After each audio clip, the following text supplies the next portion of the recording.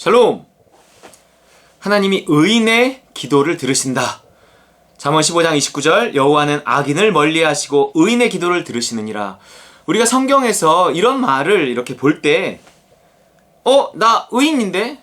목사님이 내가 믿음으로 의롭다 하심을 얻고 의인이 되었다고 했는데 그럼 내 기도를 들으신다는 얘긴가 보다. 이러고 넘어가면 이런 말씀에 본래 의도를 우리가 제대로 캐치하지 못하는 것입니다. 여기서의 의인이라는 것은 어떤 실제적인 의인을 말하는데 그 실제적인 의인이라고 했을 때 또 우리가 생각하기를 그러면 믿음으로 의롭다 하심을 받는 것은 뭐고 내가 내 행동으로 하나님한테 어떤 의롭다고 인정받는 것은 뭔가 헷갈리네 이렇게 생각할 수 있지만 이 둘은 서로 다른 거라기보다 이제 동전의 앞뒷면처럼 같은 것으로 봐야 돼요. 이렇게 말하면 또 헷갈리기 시작하지만 우리가 행위로 의롭다 하심을 얻는 것은 아니거든요. 우리가 일단은 죄인된 상태에서는 우리가 뭘 해도 우리의 행위를 통해서 그분을 기쁘시게 하고 의롭다고 인정받고 구원받을 만한 어떤 행위가 우리에게서 나타날 수 없습니다. 율법의 행위로 의롭다 하심을 얻을 육체가 없거든요.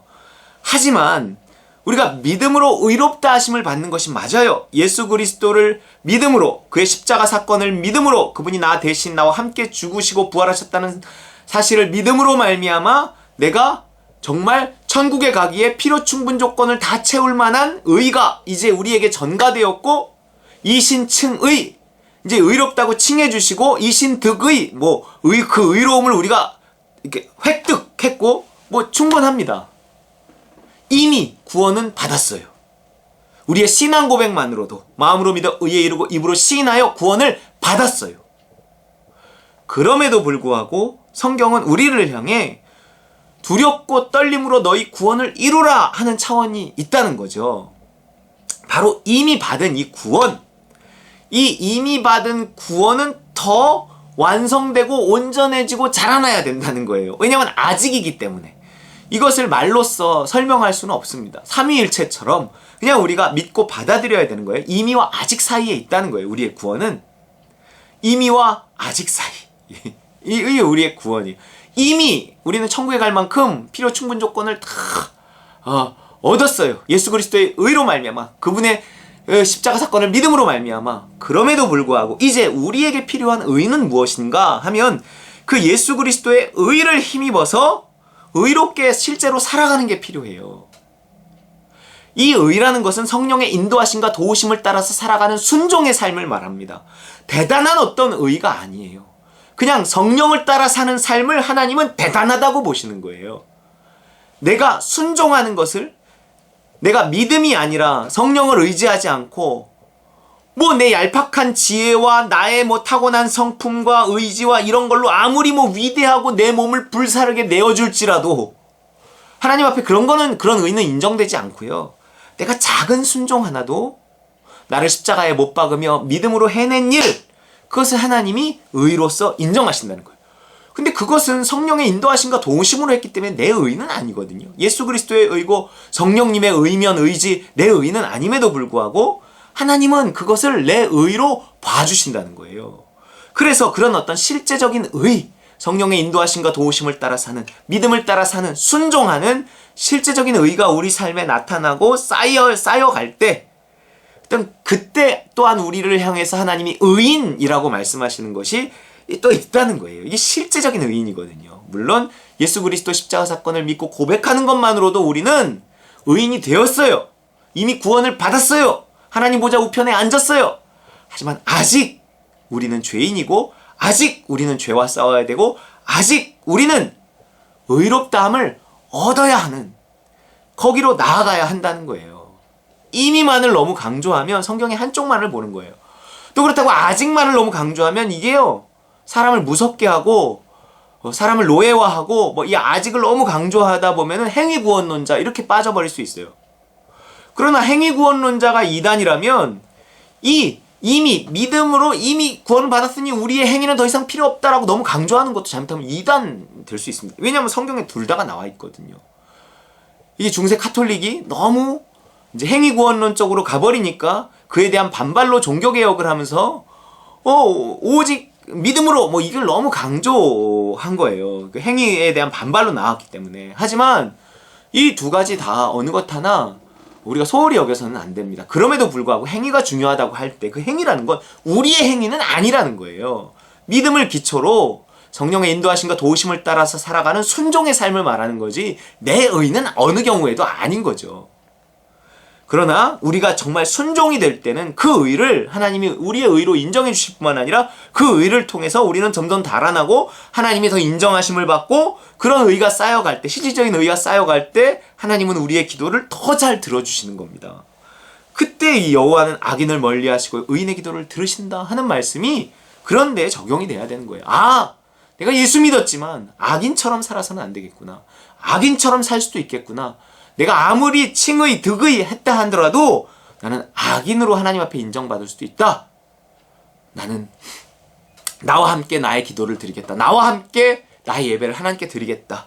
그래서 하나님께 드려지는 그 나에 대해서 내가 좀 더 잘 만들어 가겠다. 좀 더 훌륭한 사람이 되어져야 되겠다. 그러기 위해서 내가 오늘도 나를 십자가에 못 박고 그렇게 할 수 없는 나를 십자가에 못 박으며 그렇게 나를 만들기 원하시는 그 예수님을 따라 살겠다. 성령님을 따라 살겠다. 믿음을 따라 오늘도 순종하겠다. 이거예요. 그리고 하나님 나라에 속해서 순종하는 삶을 살아갈 때 나는 그 의인이 되어져서 하나님의 의인의 기도를 들으시느니라. 그게 되는 거죠. 로마서 3장 28절 그러므로 사람이 의롭다 하심을 얻는 것은 율법의 행위에 있지 않고 믿음으로 되는 줄 우리가 인정해요. 맞아요. 믿음으로 되는 거예요. 우리는 예수 그리스도를 믿고 고백함으로 말미암아 우리가 의롭다함을 얻었어요. 의인이 되었어요. 율법의 행위에 있지 않아요. 내가 뭘 잘나서가 아니고 잘해서도 아니에요. 하지만 야고보서 말씀은 이렇게 말해요. 2장 24절 이로 보건대 사람이 행함으로 의롭다 하심을 받고 믿음으로만은 아니니라. 이렇게 말한단 말이에요. 또 이건 무슨 말이냐는 거예요. 마치 상반된 말씀처럼 보여서 종교개혁을 했던 루터, 믿음을 강조하던 루터는요, 이 야고보서를 지푸라기 서신이라고까지 명명하고 성경에서 빼버리려고까지 했단 말이에요. 근데 그건 또 하나의 성경의 오해죠. 믿음으로만은 안 된다! 왜 믿음으로만은 안 돼? 그럼 카톨릭으로 돌아가야 되는 거야? 아니죠. 여기서 뭘 강조하고 있어요? 믿음을 기초로 한 그 삶, 실제적인 의인이 되어지는 그 삶을 강조하고 있는 거예요. 그래서 우리가 그 정말 믿음을 기초로 실제적인 의롭다 하심을 얻는 그러한 삶을 살았어. 하나님께 인정받는 삶을 살았어. 그러면 그것이 행함으로 의롭다 하심을 하나님께 얻는 거예요. 그 또한 의로운 거예요. 내가 믿음으로 말미암아 의롭다 하심을 얻는 것, 이것도 중요하지만 그것을 기초로 내가 순종의 행함, 그건 내 힘이 아니거든요. 그걸 행했다고 내가 영광받을 수는 없어요. 내가 칭찬받을 수는 없어요. 그걸 다 하나님께 돌려야 돼요. 하라 하시니까 할 수 있게 하셨으니까.